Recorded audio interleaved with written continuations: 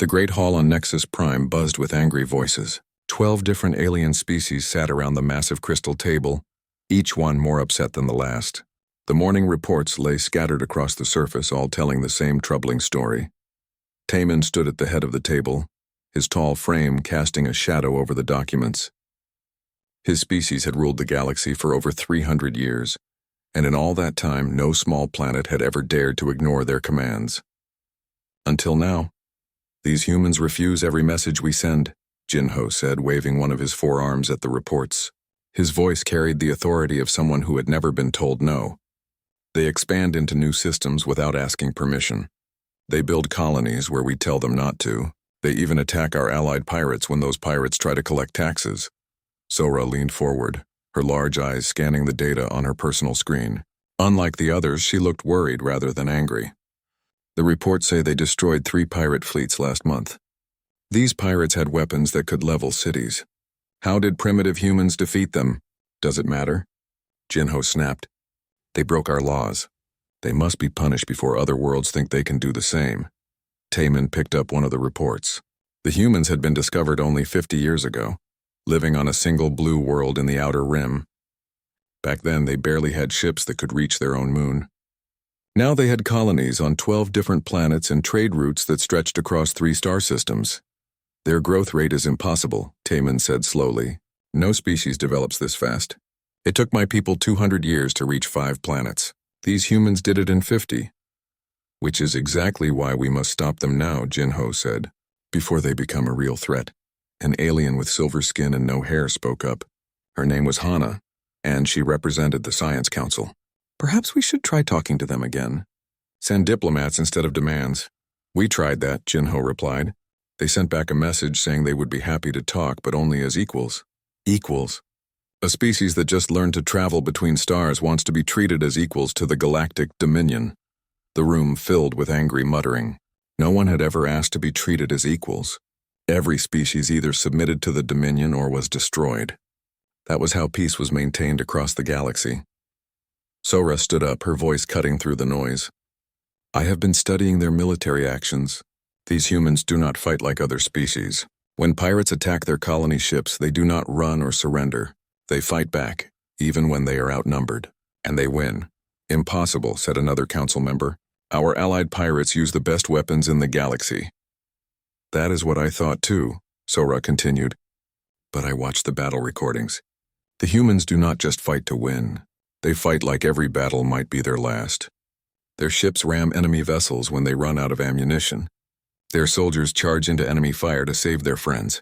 I have never seen anything like it, Taman frowned. In all his years as a military leader, he had fought species that were stronger, faster, and smarter than his own.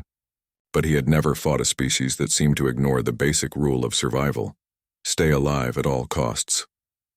You sound afraid of these primitives, Jinho said with a laugh. They live on one small planet and have a few mining colonies. We control 3,000 worlds and have weapons that can destroy entire star systems. I am not afraid, Sora replied calmly. I am concerned. Fear makes you run away. Concern makes you prepare properly. Taman walked to the great window that looked out over the capital city. Millions of beings from hundreds of species lived and worked in perfect order. The Dominion had brought peace to the galaxy by making sure everyone knew their place. The strong ruled and the weak obeyed. It was simple and it worked. But these humans seemed to reject that simple truth.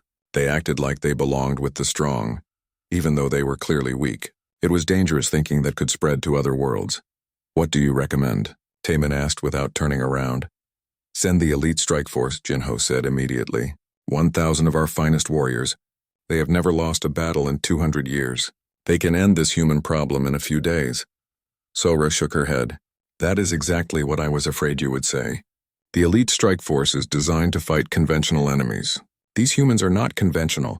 They are primitive, Jinho shouted. Their best ships would not last 5 minutes against our weakest fighters. Their weapons cannot even scratch our shields. This is not a war. It is pest control. Taman turned back to face the council. Every member was looking at him, waiting for his decision. As Supreme Admiral, his word was final in all military matters. He could choose the safe path and send a massive fleet that would guarantee victory, or he could choose the quick path and send the elite strike force. The elite strike force was his pride and joy. 1,000 warriors, each one worth 100 regular soldiers. They came from 12 different species, each contributing their unique abilities. They had conquered planets, destroyed rebel fleets, and brought order to the wildest parts of the galaxy. In 200 campaigns, they had never even taken serious casualties. The elite strike force has never failed us, Taman said finally. They are fast, efficient, and they send a clear message to anyone watching. If we send a massive fleet, other worlds might think humans were a real threat. But if we send the strike force, everyone will know this was just a minor problem that required minor attention. Sora looked like she wanted to argue more, but she stayed quiet. Jinho smiled with satisfaction. How long will it take? Asked Hana. 3 days to reach Earth, Taman replied. 1 day to destroy their military. 1 day to secure surrender. They will be back home within a week. The vote was unanimous. The elite strike force would be deployed immediately. As the council members filed out, Sora approached Taemin. I hope you are right about this, she said quietly. But something about these humans worries me. They do not act like any species we have encountered before. Every species thinks they are unique, Taemin replied. Until they meet our weapons, they all believe they are special. These humans will learn the same lesson everyone else has learned. The Dominion's power is absolute. But as Sora walked away, Taemin found himself staring at the human reports again. Something in their actions did seem different. Most species fought to survive. These humans seemed to fight for something else entirely. He pushed the thought away. The elite strike force had never failed, and they would not fail now. 3 weeks later, on the military moon of Keros, the elite strike force gathered for the first time in 5 years. Dayun watched from the command platform as ships from across the galaxy landed on the metal surface below. Each ship carried the finest warriors from different worlds, and each warrior had been chosen for their unique skills. Dayun touched the metal implants on her temples, feeling the slight hum as her tactical computer came online. The implants could process battlefield information faster than any natural brain and predict enemy movements before they happened. She was the perfect commander for the perfect military unit. Wu Jin stepped up beside her, his pale skin almost glowing in the artificial light. His people were telepaths, able to read thoughts and plant suggestions in enemy minds. In past battles, he had turned entire enemy armies against each other without firing a single shot. The warriors are eager, Wu Jin said, his voice carrying the slight echo that all telepaths had. They have been resting too long. They want to fight again. Good, Dayun replied. This mission should be simple enough to keep them sharp without being dangerous enough to cause losses. Below them, Hyejin was demonstrating her skills to a group of younger warriors. Her species had 4 arms and could move faster than most eyes could follow. She carried 6 different weapons and could use all of them at the same time. When she finished her demonstration, the target drone was nothing but smoking pieces.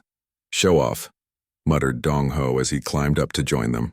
His species looked almost human, except for the extra fingers and the computer ports built into their skulls. He could hack into any computer system in the galaxy and had never met a security system he could not break. Let her show off, Daewon said. Confidence is important for what we are about to do. Are we really going to destroy an entire species? Dong Ho asked. The reports say these humans have not actually attacked any Dominion worlds directly. Wu Jin turned to look at him. Orders are orders. Besides, the humans have been expanding without permission. If we let them continue, other species might think they can do the same. Daewon activated her tactical display, showing a 3-dimensional map of the Sol system. Earth appeared as a small blue dot surrounded by several smaller worlds and mining stations. The plan is simple, she announced to the assembled commanders. We jump into their outer system and destroy any military ships we find. Then we move toward Earth and eliminate their orbital defenses. Finally, we demand surrender and occupy their major cities. One of the commanders, a reptilian warrior named Beiho, raised his hand. What if they refuse to surrender? Then we demonstrate our power by destroying one of their cities. Daewon replied without emotion. Every species surrenders after we do that. Humans will be no different. The commanders nodded. They had seen this plan work on dozens of worlds. Most species surrendered the moment they saw. The elite strike force, the few that tried to fight, were defeated so quickly that word of the Dominion's power spread to every corner of the galaxy. Hyejin joined the group. Still carrying her practice weapons, I read the intelligence reports, she said. These humans have been fighting pirates and winning. How is that possible with primitive technology? Dong Ho pulled up the battle recordings on his portable screen. I analyzed their tactics. They do not fight like any species I have studied. Look at this. The screen showed a human colony ship under attack by 3 pirate vessels. The pirates had better weapons and stronger shields, but the human ship did something unexpected. Instead of trying to run or fight defensively, it charged straight at the largest pirate ship. Suicide attack, Beho said dismissively. Desperate species always try that. Watch what happens next, Dong Ho said. The human ship rammed the pirate vessel, destroying both ships instantly. But in the few seconds before impact, the human ship launched all of its escape pods directly at the other 2 pirate ships. The pods were not trying to escape, they were loaded with explosives. Clever, Wu Jin admitted. But they still lost their ship and many of their people. That is what I do not understand, Dong Ho said. Every other species tries to minimize casualties. These humans seem to accept casualties as the price of victory. They traded 1 colony ship and 50 lives for 3 pirate ships and 300 pirates. Dayun studied the recording more carefully. The human ship had not acted out of panic or desperation. Every move had been calculated to cause maximum damage to the enemy, even at the cost of their own lives. It does not matter, she said finally. Brave primitives are still primitives. Our shields can stop their strongest weapons. Our computers can predict their moves before they make them. And we have weapons that can destroy entire continents. The final ships arrived over the next few hours. When the fleet was complete, it contained 50 of the most advanced warships in the galaxy. Each ship was crewed by the finest warriors from their respective species. The combined force could have conquered most star systems without breaking a sweat. Dayun stood before the assembled force in the main briefing hall. 1,000 faces looked back at her, representing 12 different species but united in their dedication to the Dominion. Warriors of the elite strike force, she began, her voice carrying to every corner of the massive room. We have been given a simple mission. A primitive species called humans has been expanding without permission and ignoring Dominion law. We will travel to their home system, destroy their military, and bring them under proper control. A cheer went up from the assembled warriors. They had trained for years for missions like this. Intelligence estimates the mission will take no more than 72 hours, Dayun continued. Their technology is hundreds of years behind ours. Their tactics are basic. Their numbers are small. This will be a demonstration of Dominion power, not a real battle. Hyejin stood up. What if they have prepared defenses we do not know about? Then we adapt and overcome, Daun replied. We are the elite strike force. We have conquered worlds that were stronger, smarter, and better prepared than these humans. We have never failed, and we will not fail now. The warriors began filing out to their ships, each one confident in their abilities and their mission. Dayun watched them go, feeling the familiar excitement that came before battle. Wu Jin approached her as the hall emptied. I have been trying to read the emotional patterns from the human communications we intercepted, he said. There is something strange about them. Strange how? Most species feel fear when they face a superior enemy. These humans feel something different. I am not sure what to call it. Dayun activated her tactical implants, running through possible scenarios and outcomes. In every simulation, the elite strike force achieved complete victory with minimal casualties. Fear, anger, desperation. It does not matter what they feel, she said.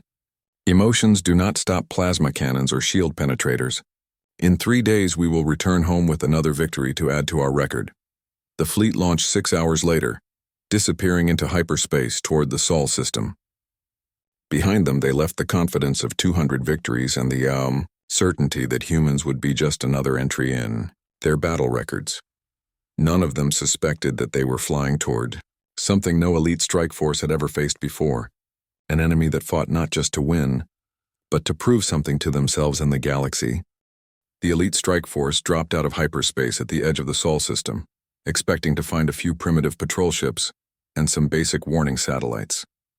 Instead, Kyung-Soo found himself staring at something that made no sense. Commander Da-Eun, he called over the communication system. You need to see this. Da-Eun's voice came through clearly. What is it, Kyung-Soo? The humans knew we were coming. On the main screen, dozens of human ships moved in perfect formation near Jupiter's largest moon. They were not running or hiding. They were waiting. Yunji, the communications officer, looked up from her station with confusion on her face. I am picking up transmissions between the human ships. They are not asking for help or trying to escape. They are coordinating attack patterns. Hyun-woo, leading the fighter squadron, flew closer to get a better look. These ships are nothing like our intelligence reports described. They have been modified. I see extra armor, bigger weapons, and some kind of new shield system. Dayun's tactical implants processed the information quickly. The humans had obviously been preparing for this attack, but it did not matter. Even modified human ships could not match Dominion technology. All ships begin attack formation beta, she commanded. Destroy the human fleet quickly and move toward Earth. Do not let them delay us. The elite strike force moved forward like a perfect machine. 50 advanced warships against 30 human vessels. The outcome should have been obvious. Kyung-soo led the first attack wave, his ship's weapons charging to full power. But as he approached the human formation, something unexpected happened. The human ships did not try to match the aliens ship for ship. Instead, they scattered in all directions, forcing the elite strike force to split up to chase them. They are running, Hyun-woo reported, just like every other primitive species. But Yunji was listening to the human communications, and what she heard made her blood run cold. They are not running, she said quietly. They are spreading us out. The first human ship to be cornered did exactly what the intelligence reports had predicted. It fought until its weapons stopped working and its shields failed. But instead of surrendering, it did something else. Ship number 7 just rammed one of our fighters, Hyun-woo reported, his voice filled with disbelief. The human pilot aimed right for our engine section. Both ships are gone. Primitive suicide attack, someone said over the communication channel. We expected this, but then the second human ship did the same thing. And the third, and the fourth. Kyung-soo realized what was happening, just as another human ship exploded against his squadron mate's hull. They are not making suicide attacks, he said urgently. They are trading ships. One human ship for one of ours. Impossible, Daeun replied. Our ships are worth 10 of theirs. Not if they keep hitting our engine sections, Kyung-soo said. They know exactly where to aim for maximum damage. The battle continued, but it was not going according to plan. Every time an elite strike force ship destroyed a human vessel, that human vessel managed to take an alien ship with it. The humans were not trying to win the battle. They were trying to make the victory as expensive as possible. Yunji continued monitoring human communications. They are sending detailed reports about our weapons and tactics to other human ships, she reported. Every ship that gets destroyed transmits everything it learned before it dies. So what? Someone said. Dead ships cannot use that information, but the ships at Earth can, Yunji replied quietly. Hyun-woo led his remaining fighters against a group of human mining ships that had been converted into warships. The mining ships were slow and clumsy, but they were heavily armored and carried massive drilling lasers. These miners are actually fighting us, he reported. They should have run the moment they saw us. Instead, they are trying to use mining equipment as weapons. One of the mining ships managed to grab Hyun-woo's fighter with its mining claw and would not let go. The human pilot kept firing his drilling laser even as both ships spun out of control toward Jupiter's atmosphere. I cannot break free, Hyun-woo said, his voice strangely calm. The human pilot is not trying to escape. He is making sure we both die together. The two ships disappeared into Jupiter's swirling clouds. Another elite strike force pilot lost to an enemy that should not have been able to touch him. Kyung-soo gathered the remaining ships of his squadron. They had destroyed all 30 human ships, but they had lost 15 of their own vessels in the process. In 200 previous campaigns, the elite strike force had never lost more than 1 or 2 ships in an entire war. This is impossible, one of his pilots said. These humans had inferior weapons and weaker shields. How did they cause so much damage? They did not care about surviving, Kyung-soo replied. Every other species we have fought tried to win and survive. These humans only cared about making us pay the highest price possible. Daeun's voice cut through the squadron channel. All ships report status and casualties. The reports came in one by one. 15 ships destroyed, 8 more damaged, and over 200 elite strike force warriors dead, against an enemy that should not have been able to scratch their paint. How many human ships did we destroy?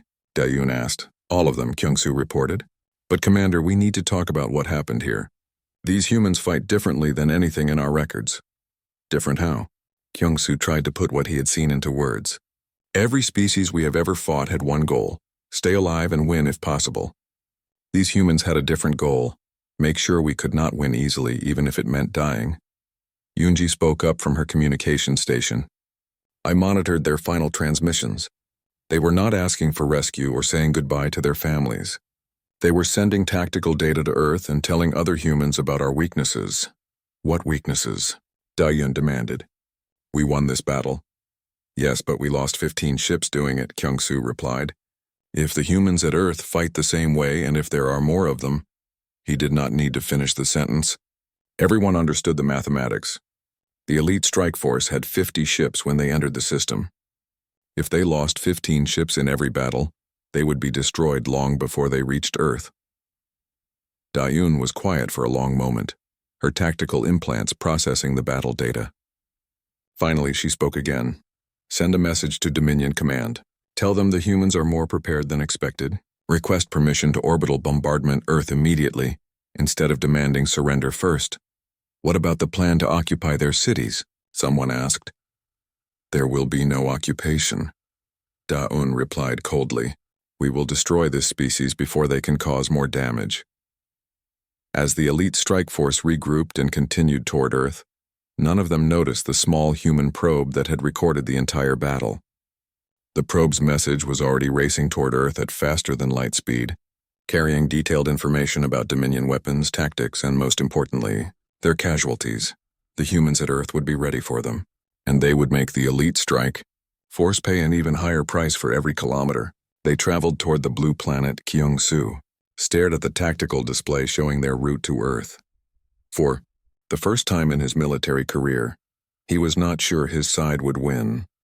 Namju stood on the bridge of his ship, watching the tactical display with growing unease.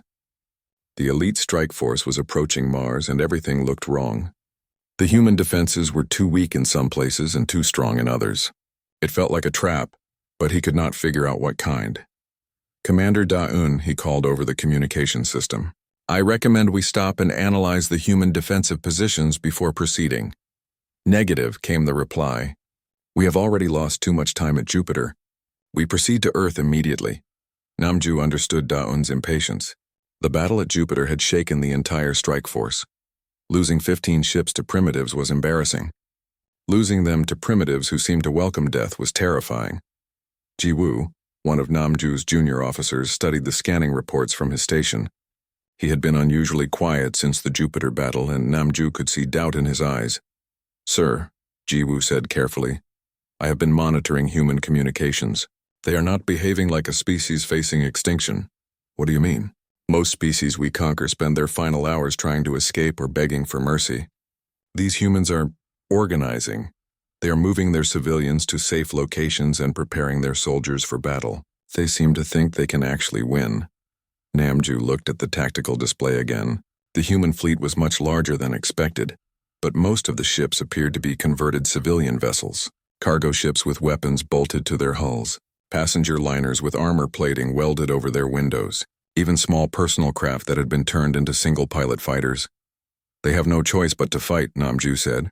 We are not offering them terms of surrender. That is what worries me, Ji-Woo replied quietly. Sun Ho, the Dominion analyst assigned to Namju's ship, had been studying human psychology for weeks. His species were natural observers, able to understand the motivations and fears of other beings. But humans confused him. I do not understand their tactical thinking, Sun Ho said, approaching Namju with a datapad full of reports. Look at this communication we intercepted. The message was from a human military commander to his troops. Remember, we are not just fighting for Earth. We are fighting to prove that no one has the right to destroy another species simply because they can. Make them pay for every meter. Make them remember that humans do not kneel. Namju frowned. Typical primitive bravado. They will surrender once we demonstrate our real power. I do not think so, Sun Ho replied. I have analyzed thousands of communications from dozens of human worlds. They all say the same thing. These humans would rather die fighting than live as slaves. Every species says that before they meet our weapons. No, sir. Most species say they will fight to the death, but they mean they will fight until the cost becomes too high. These humans seem to mean they will literally fight until every last one of them is dead. The strike force continued toward Mars. and the trap began to reveal itself. The weak human defenses were not weak at all, they were bait. The moment the elite strike force moved to attack them, hidden weapons platforms powered up throughout the asteroid belt. "Multiple contacts," shouted the sensor operator. "Weapons platforms hidden in asteroids, debris fields that are actually minefields, and—" "Wait, those cargo containers are moving." Namju watched in fascination as hundreds of shipping containers that had been drifting harmlessly through space suddenly activated engines and headed straight for the strike force ships. Each container was loaded with explosives and guided by a human pilot who had volunteered for a one-way mission. "Suicide ships," someone said over the communications channel. "No," Jiwoo corrected quietly. "Sacrifice ships. There is a difference." The battle for Mars orbit was unlike anything in Dominion military history. The humans had turned the entire region around the planet into a weapon. Asteroids had been hollowed out and filled with missiles. Space stations that looked abandoned suddenly opened fire with weapons that could punch through elite strike force shields. Worst of all, every human ship fought like the battle at Jupiter had taught them nothing about the futility of resistance. Namju found his ship surrounded by 3 converted human cargo vessels.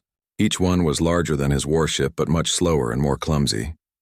They should have been easy targets. Instead, they coordinated their attack perfectly.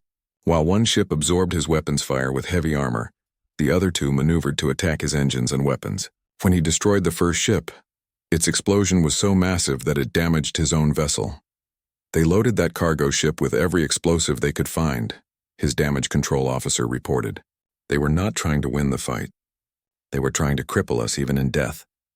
Jiwoo was monitoring human communications again, and what he heard made him question everything he had been taught about warfare.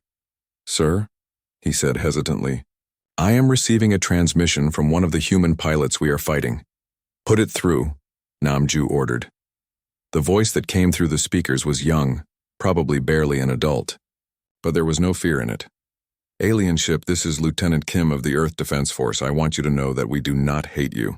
We know you are just following orders, but we cannot let you destroy our world. I have a wife and a baby daughter, and I will do whatever it takes to keep them safe." The transmission cut off as the human fighter exploded against an elite strike force destroyer. Jiwoo stared at the communications panel. He was not trying to make us surrender or beg for mercy. He was trying to make us understand why he was willing to die. Sunho looked up from his analysis reports. "That is what I have been trying to tell you." These humans are not fighting because they think they can win. They are fighting because they believe their cause is more important than their lives. Namju tried to process this information. In every previous campaign, the elite strike force had faced enemies who wanted to live. Fear of death made them predictable. But how do you fight an enemy who has already accepted death as the price of resistance? The answer came as another wave of human ships approached his position. These were not military vessels at all. They were civilian ships, passenger liners, mining vessels, even small family craft. Each one had been armed with whatever weapons the humans could find. "Incoming transmission from the civilian fleet," Jiwoo reported. "This is Captain Lee of the passenger liner Hope's Dream," came a woman's voice. "We are carrying 4,000 civilians who volunteered to join this battle. We know most of us will not survive, but our children are watching. We want them to see that humans never surrender to bullies, no matter how powerful those bullies might be." Namju felt something he had never experienced in 2 decades of military service. Doubt. Not doubt about whether the strike force could win, but doubt about whether they should win. The civilian ships attacked with desperate courage. They had no chance against military weapons, but they made the elite strike force pay for every victory. More importantly, they transmitted everything they learned to the defenders waiting at Earth. As the battle continued, Jiwoo made a decision that would change everything. Instead of following orders to jam human communications, he began recording them. He needed to understand what made these humans so different from every other species the Dominion had conquered.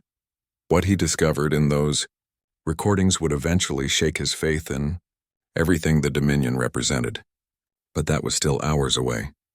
For now, the elite strike force continued its advance toward Earth, leaving behind the burning wreckage of Mars orbit and the growing realization that they were fighting something they had never encountered before, an enemy that valued principles more than survival.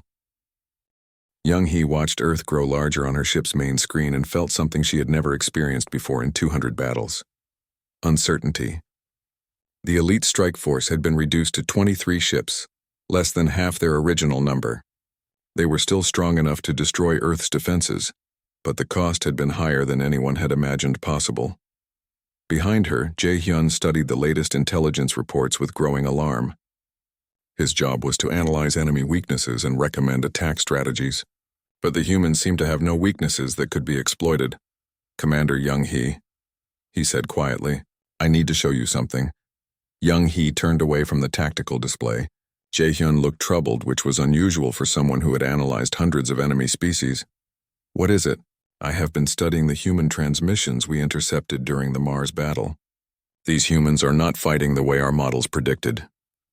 They are fighting desperately because they know they will lose," Young Hee replied.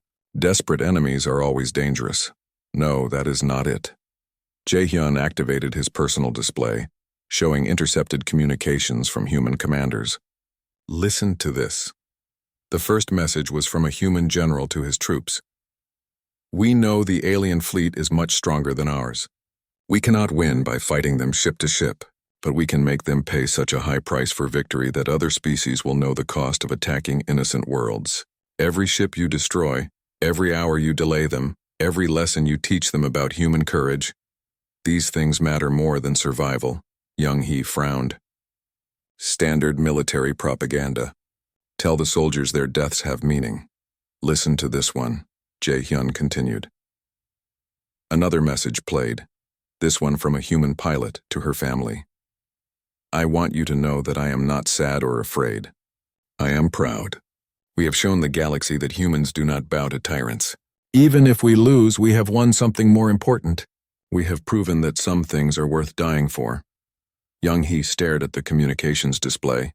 In all her years of military service, she had never heard anything like these messages. Soldiers usually fought to live and return home to their families. These humans seemed to be fighting for an idea. "There are thousands of messages like this," Jae-hyun continued, "from military commanders, civilian volunteers, even children who are too young to fight. They all say the same thing. They would rather die as free humans than live as Dominion slaves." "Impossible," Young Hee said. "Every species chooses survival over principle when the choice is real."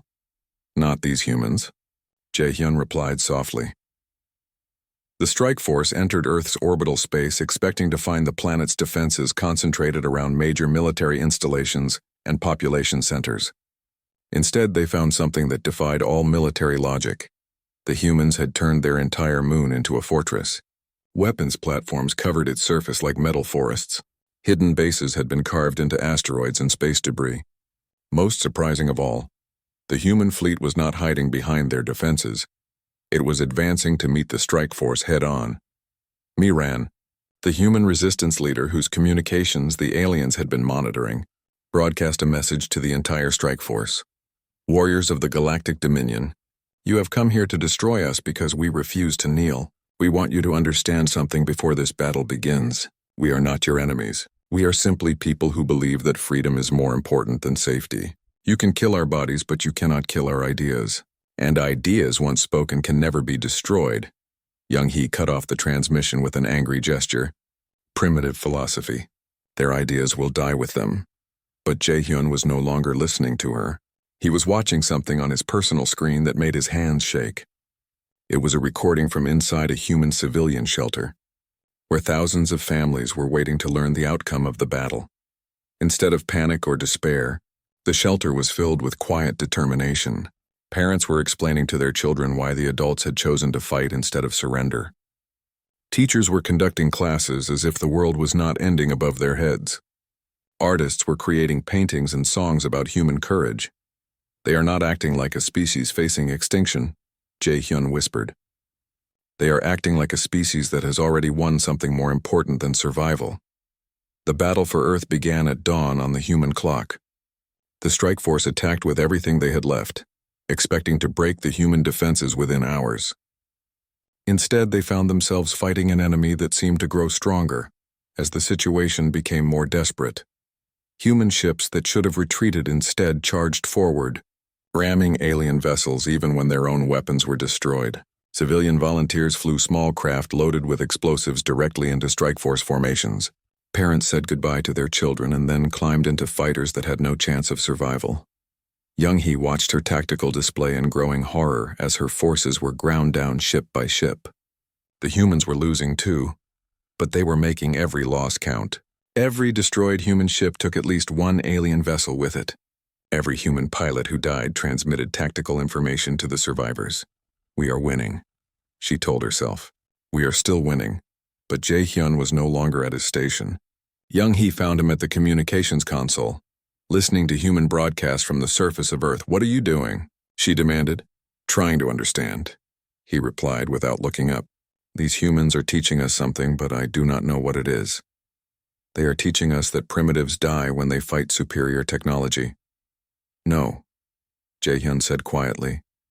"They are teaching us what it means to fight for something bigger than yourself." The battle continued for 18 hours. When it ended, the elite strike force had been reduced to 7 ships. Earth's defenses were destroyed, its fleet scattered, and its orbital installations burning. By any military measure, the Dominion had won, but something had changed during those 18 hours. Something that Young-hee could see in the faces of her surviving crew members. They had won the battle, but they no longer looked like conquerors. They looked like people who had witnessed something they did not understand but could not forget. Jae-hyun approached Young-hee one final time, carrying a personal message device. "Commander," he said formally, "I request permission to send a personal message to Dominion Command." "What kind of message?" "A resignation from military service." Young-hee stared at him in shock. "That is treason. You have served the Dominion for 15 years. I have served a system that destroys species for the crime of wanting to be free," Jae-hyun replied. "I cannot do that anymore." He activated the message device and began broadcasting on all Dominion frequencies.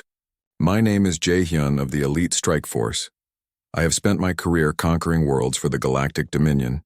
Today I learned that some things are more important than following orders. The humans of Earth have shown me what courage really means. They are not primitives or savages.